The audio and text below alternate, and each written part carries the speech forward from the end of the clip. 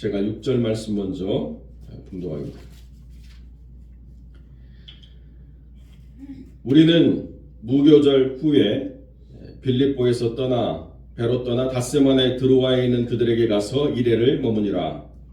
그 주간 첫날에 우리가 떡을 떼려 하여 모였더니 바울이 이튿날 떠나고자 하여 그들에게 폭문세 말을 밤중까지 계속하며 우리가 모인 윗 다락에 등불을 많이 켰는데 유두고라 하는 청년이 창에 걸터 앉아 있다가 깊이 졸더니 바울이 강문하기를 더 오래하며 졸음을 이기지 못하여 3층에서 떨어지거늘 일으켜 보니 죽었는지 바울이 내려가서 그 위에 엎드려 그 몸을 안고 말하되 떠들지 말라 생명이 그에게 있다 하고 올라가 떡을 떼어 먹고 오랫동안 그날이 새기까지 이야기하고 떠나니라.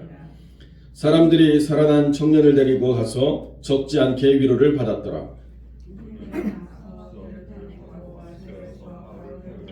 그리로 가니 이는 바울이 걸어서 가고자 하여 그렇게 정하여 준 것이라.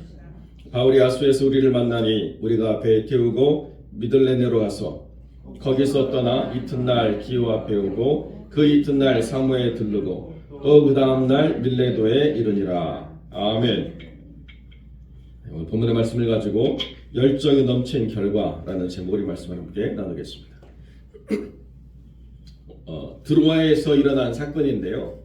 오늘 이 본문이 왜 우리에게 중요하냐? 이 7절에 보니까 그 주간의 첫날에 우리가 떡을 떼려 하여 모였더니 라고 이렇게 성경이 기록되어 있습니다. 그래서 주일 예배가 어떻게 정착이 되느냐를 말할 때 이 사도행전 20장 7절이 가장 중요한 기준이 돼요.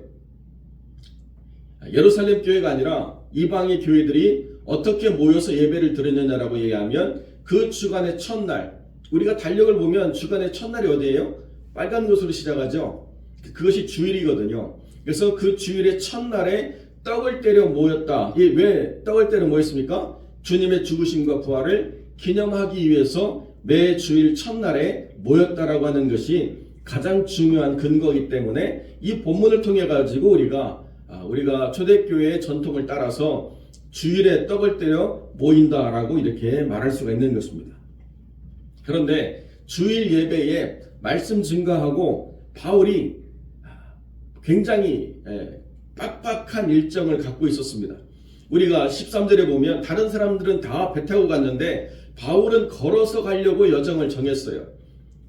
편한 길 아니고 걸어서 가면서 만나는 사람들에게 들르는 도시에서 또 말씀을 증거하려고 바울은 일정을 되게 빡빡하게 잡았습니다. 그래서 가능한 한 여기 머무르는 시간이 길지 않으니까 있는 그 시간 속에서 최대한 말씀을 많이 전달해 주려고 오래 강론을 했다는 것입니다. 그래서 낮에 모인 이 교제가 밤중까지 계속 됐습니다.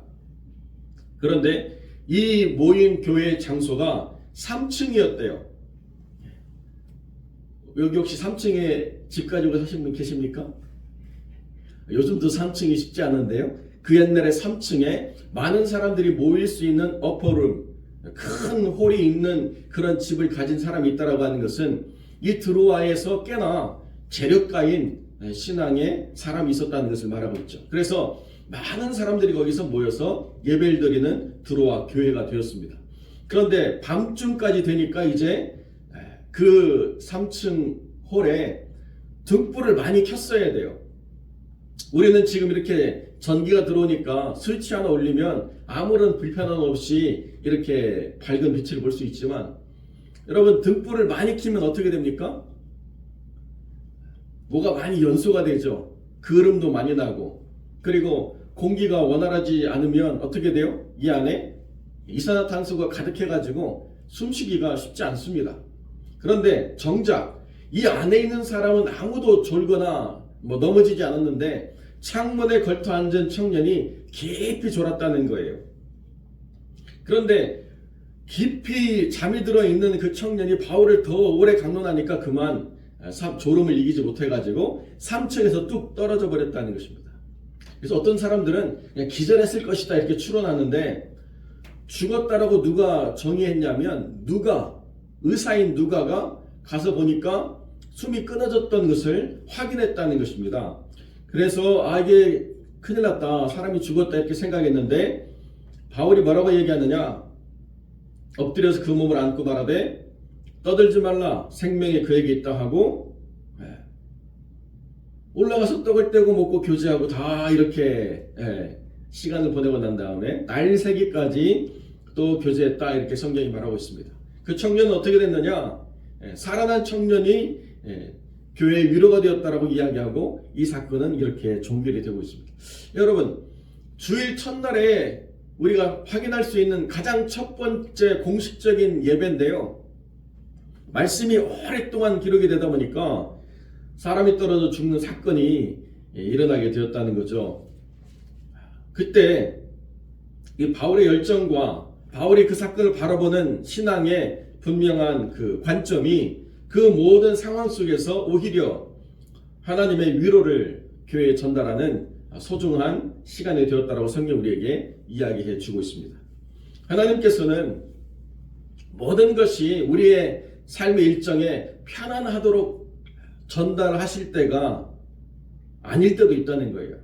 유두거라고 하는 이 이름은 여러 주석에 보면 그 당시 남자 노예들, 남자 종들에게 많이 쓰는 이름이었다는 것입니다.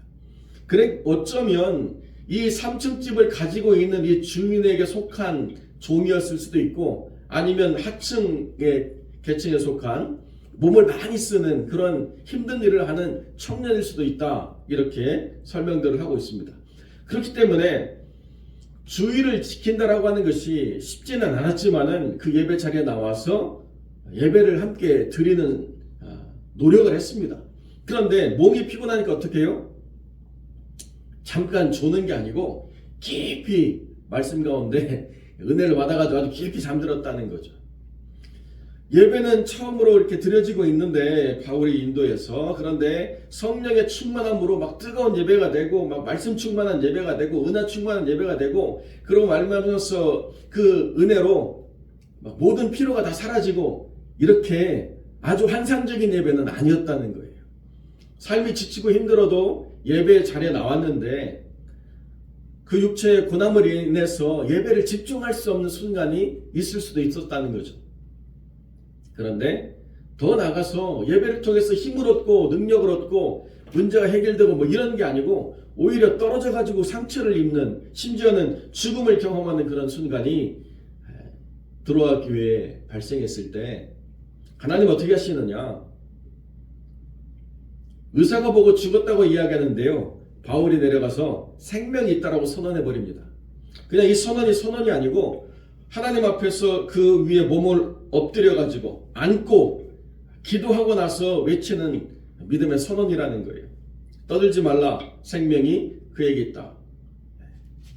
상황을 보고 그 상황 가운데에서 자기 해석으로 좋지 않은 결과들을 막 해석하는 사람들의 이야기가 가득하면 이 드로아 교회의 예배라고 하는 것은 이내 곧 사람의 소리와 불평과 원망으로 가득한 자리가 되어버리고 만다는 거죠. 그때 믿음의 사람이 그것을 껴안고 뭐라고 해석해야 되느냐, 떠들지 말라, 생명이 그에게 있다라고 선언하고 믿음의 관점으로 이 상황을 이끌어가면서 하나님께 기도할 때 어떤 역사가 있느냐, 살아난 청년을 통해서 많은 위로를 받는 하나님의 역사가 있다라고 성경 우리에게 가르쳐 주고 있다는 것입니다. 그러니까요, 초대교회에 많은 도전과 많은 위험이 있었는데 예배의 상황 가운데서도 하나님 안에서 모든 신령들이 다 예배에 집중할 수 없는 삶의 자리가 있었고 또 어려운 순간들이 있었다는 것입니다. 그때 그 상황 속에서 그 상황을 바라보는 각자의 관점과 이해가 모든 것을 해석하고 떠드는 자본으로 가득해버리면 믿음의 사람이 그 상황을 이끌어 나가기가 상당히 어렵다는 것입니다. 어쩌면 그렇게 교회에 안 좋은 이야기는 모든 뉴스보다도 더 빨리 퍼지는지 이루 말할 수가 없어요. 우리는 예배 드리고 잘 마무리되고 헤어졌다고 생각하는데 뭐 그 다음 날부터 그냥 커피숍으로 뭐 찜질방으로 모이는 사람들이 어떻게 그렇게 열심히 퍼나르는지요. 잠언 말씀이 참 진리예요. 남의 말의 이야기는요 별식과 같아가지고 뱃속 깊은 데로 내려간다라고 잠언이 말씀하고 있습니다.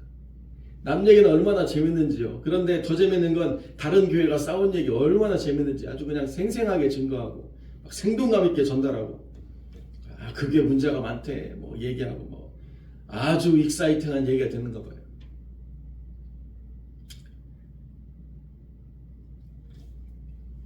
저희도 처음에 이렇게 교회를 섬길 때 그 교회가 굉장히 어려움에 많은 교회였다고 말씀드렸잖아요. 근데 주일날 예배 마치고 식사 자리에 딱 앉으면 앉자마자 옆에 교회에서 무슨 일이 일어났는지 떠드는 소리들이 막 이렇게 확 퍼지는 거죠. 그게 얼마나 또 재밌는지 다 몰입이 돼가지고 밥도 안 먹고 막 그 얘기 듣느라고 막 그 얘기 없애는데 한 1년 걸린 것 같아요. 여러분 다른 교회의 관점을 전달할 필요가 없고 우리의 부르심에 집중합시다. 우리 교회의 가치가 무엇인가를 말할 수 있는 교제가 됩시다. 우리 교회가 서로 사랑하고 섬기는 데 있어서 서로를 알아가는 교제를 합시다. 계속 문화를 바꾸고 관점을 바꾸고 그러고 나니까 한 1년쯤 지나고 나서 정말 교제에 집중하고 받은 은혜에 집중하고 하나님 우리에게 허락하시는 그 하나님의 뜻에 집중하는 그런 교제가 겨우 세워지는데 많은 노력을 해야만 됐던 그런 순간이 있습니다. 예배드리러 왔는데도 어려움을 겪는 이 상황을 어떻게 해석할 것인가? 믿음의 관점으로 사람들의 입방아에 오르는 그냥 소문거리로 만들지 말고 생명이 이 안에 있기 때문에 다시 일어날 것이다라고 회복하는 역사를 만들어낼 때 그때 어려운 상황이 이내 곧 바뀌어서 위로의 상황으로 하나님이 은혜를 베풀어 주시는 상황으로 저렇게 지치고 힘들고 몸을 써서 괴로운 영혼이 주일날 예배드리러 왔다가 큰 어려움을 겪었는데 하나님이 사망에서 생명으로 옮겨주셨다. 하나님이 그 영혼을 붙잡아 주셨다.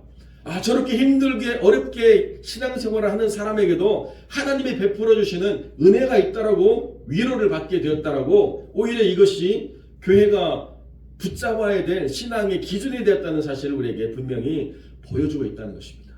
그러니까 예배드리러 왔다가 신앙생활 하다가 어려움을 겪을 때 어려움이 그냥 어려움으로 끝나고 실패로 끝나버리면 그 다음에는 더 모이기가 힘든 그런 순간이 되어버리는 거죠.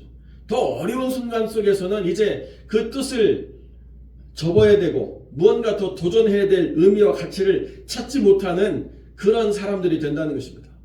피곤하면 못 나오고 힘들면 안 나오고 밤이 깊어지면 떠나가고 그런 상황들이 더 깊어지는 교회가 되어버릴 수밖에 없는 상황인데 그 상황이 이제는 바뀌고 변화되어서서 그래도 하나님이 역사하시더라.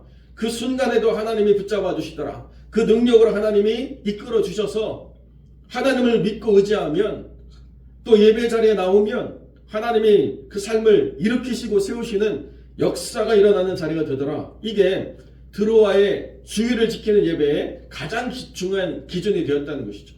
이 기준을 주님이 바울이라고 하는 믿음의 사람을 통해서 그 교회에 전달해 주었다는 것입니다.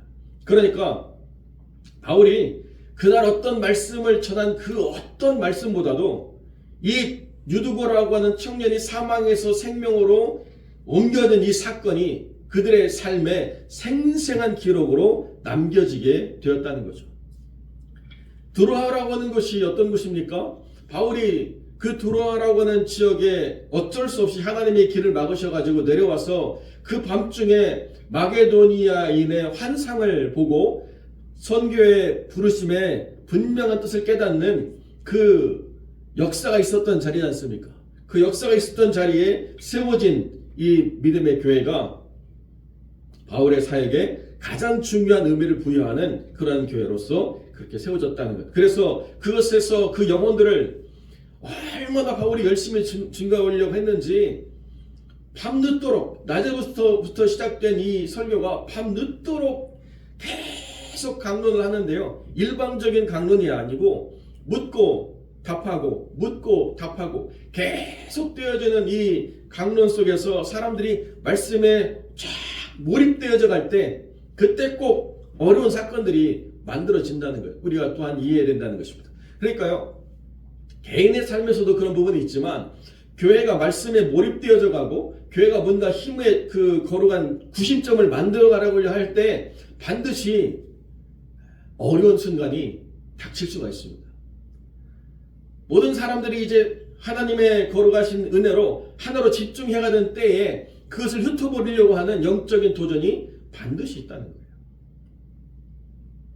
그때 믿음의 사람들이 깨어 기도하고 그 문제를 하나님의 관점으로 바라볼 수 있도록 은혜를 구해서 그 교회를 흔들려고 하는 이 모든 상황 가운데서 사람이나 조건이나 환경이 아니라 영적인 도전에 분명히 맞서 싸워서 하나님의 거룩한 영으로 충만함을 받아서 모든 사단의 권세를 물리치는 역사를 이루어내야 된다는 것입니다. 그것이 드로아 교회에서 이루어진 역사고 또 이 화평장로교회가 만들어가야 될 가장 중요한 역사라는 거예요. 왜 교회가 잘 되는가? 그 잘 되는 그 상황의 근원에 무엇이 있는가가 분명해야 된다는 것입니다.